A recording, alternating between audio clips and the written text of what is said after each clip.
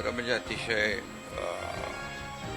मनाला वेदना देणारी आणि मनाला चटका लावून जाणारी ही अतिशय दुर्दैवी घटना आज महाराष्ट्रात घडली आहे. खरं म्हणजे असं कुणाच्या स्वप्नातही वाटलं नसेल की अजितदादा एवढ्या लवकर आपल्यातून जातील. ही महाराष्ट्रासाठी अतिशय दुःखद आणि दुर्दैवी घटना अजितदादांच्या जाण्याने झालेली आहे. खरं म्हणजे अजितदादा गेले अनेक वर्ष या महाराष्ट्राच्या राजकारणात नेतृत्व करत होते आणि अतिशय परखड स्पष्ट वक्तेपणा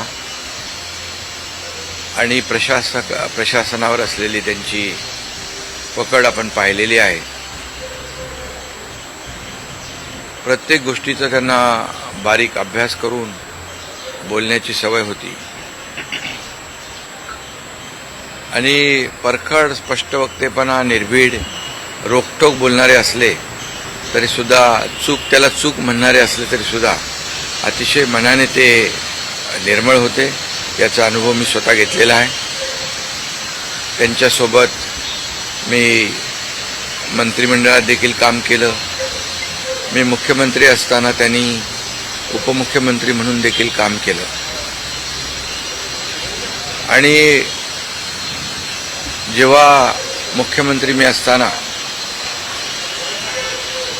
मुख्यमंत्री माझी लाडकी बहीण योजना किंबहुना इतरही योजना जेव्हा आम्ही सुरू केल्या तेव्हा आर्थिक जे काही घडी आहे किंवा आर्थिक तरतूद जी आहे ती अतिशय उत्तमपणे त्यांनी त्यावेळेस केली आणि त्याचा अनुभव मला आहे. आणि एकदा करायचं ठरवलं की ते अजितदादा करायचेच. करतो, बघतो, पाहतो असे शब्द त्यांच्या डिक्शनरीत नव्हते. व्हायचं असेल ते तात्काळ करायचे, नसेल त्याला नाही म्हणायचे. असा स्पष्ट वक्तेपणा या महाराष्ट्राने पाहिलेला आहे. मी असेन, मुख्यमंत्री देवेंद्रजी असतील, अजितदादा असतील, आम्ही टीम म्हणून काम केलं, टीम म्हणून काम करतो. आमच्या वेळाही कामाच्या वेगवेगळ्या, मी पहाटे उशिरापर्यंत काम करतो, अजितदादा पहाटे लवकर काम सुरू करतात, देवेंद्रजी दिवसभर काम करतात. आणि अजितदादांनी 6-6 वाजता देखील अपॉइंटमेंट दिलेल्या अधिकाऱ्यांनी आणि लोकप्रतिनिधींनी पाहिलेल्या आहेत.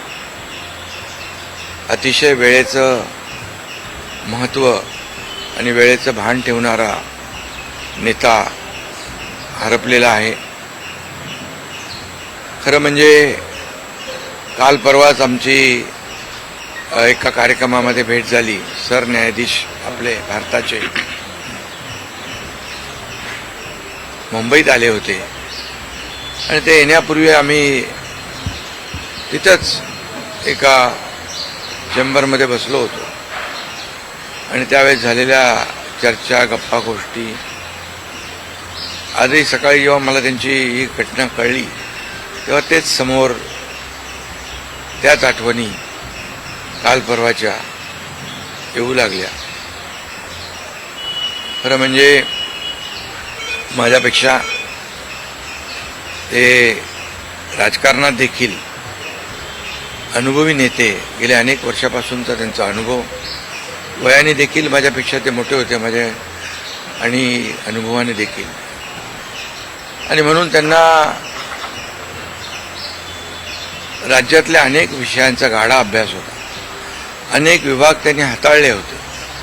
याचा राज्याला फायदा होत होता. मंत्रिमंडळात देखील ज्यावेळेस काही विषय यायचे त्यावेळेस आपल्या राज्याची आर्थिक परिस्थिती अशी आहे, आपल्याला सर्वांना काटकसर करावी लागेल, अशी अगदी निर्भीडपणे सांगणारे अजितदादा देखील आम्ही अनुभवलेत. शिस्तीचा नेता म्हणूनही आम्ही अनुभवलेला आहे. आणि त्यामुळे त्यांच्या जाण्याने फक्त पवार कुटुंबियांचंच नाही तर संपूर्ण महाराष्ट्राचं न भरून येणारं नुकसान झालेलं आहे. आणि माझ्यापेक्षा वयाने मोठे असल्यामुळे एक जी काय आमची गेल्या अनेक वर्षापासूनची जवळीक निर्माण झाली होती, त्यामुळे राजकारणातले आम्ही तिघजण एक टीम म्हणून काम करत असलो तरीसुद्धा एक मोठा भाऊ हरपल्याची गेल्याची भावना देखील दुःख देखील माझ्या मनामध्ये आहे. आणि मी त्यांना भावपूर्ण आदरांजली अर्पित करीत असतानाच मनामध्ये फार दुःखाच्या भावना आहेत. त्यांचं कुटुंब हे दुःख पचवण्याची क्षमता डोंगरा एवढं दुःख आहे, ही क्षमता ईश्वराने त्यांना प्रदान करावी. कुटुंबाचंच नाही तर संपूर्ण महाराष्ट्राचं झालेलं आहे नुकसान.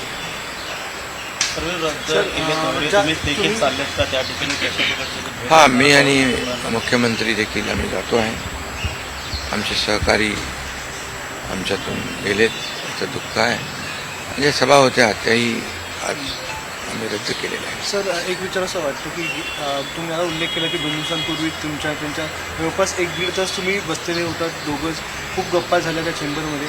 असं काही एक त्यांच्या किंवा मंत्रिमंडळात देखील असताना अशी काही त्यांची इच्छा, एखादी योजना किंवा एखादं त्यांना करायचं होतं की तुमच्याशी त्यांनी शेअर केली, आपण हे करूया मिळून महाराष्ट्रासाठी, असं काही? नाही, आम्ही आतापर्यंत एकत्र जेव्हा तेही उपमुख्यमंत्री होते तेव्हा मी मंत्रिमंडळात होतो. मी मुख्यमंत्री असतानाही उपमुख्यमंत्री होते. आता देवेंद्रजी मुख्यमंत्री होते. आम्ही जे काही निर्णय आम्ही घ्यायचो ते निर्णय मिळूनच घ्यायचो. आणि मग एकदा एखादी सूचना आली की मग त्याला तिघांनी बळ देऊन ते पूर्ण करायचं. अजितदादा देखील एकदा कधी कधी असंही म्हणायचे की आपली आर्थिक आता आपली जी काही अर्थव्यवस्था महाराष्ट्राची आहे, काही नवीन योजना केल्यामुळे आपल्याला काटकसर करावी लागेल, पण जेव्हा काही निर्णय आपल्याला घ्यावेच लागतील त्यावेळेस मात्र ते मागे हटत नव्हते. आणि याचा अनुभव देखील आम्ही घेतलेला आहे. साहेब, न भरून निघणारी पोकळी सातारा असेल, पश्चिम महाराष्ट्र या ठिकाणी देखील कशा प्रकारची तुम्ही पोकळी भरून काढणार आहे? नाही, यामध्ये साताराच नाही आहे तर त्यांचं जे असलेलं जे काही अनुभव आहे हा महाराष्ट्रासाठी होता.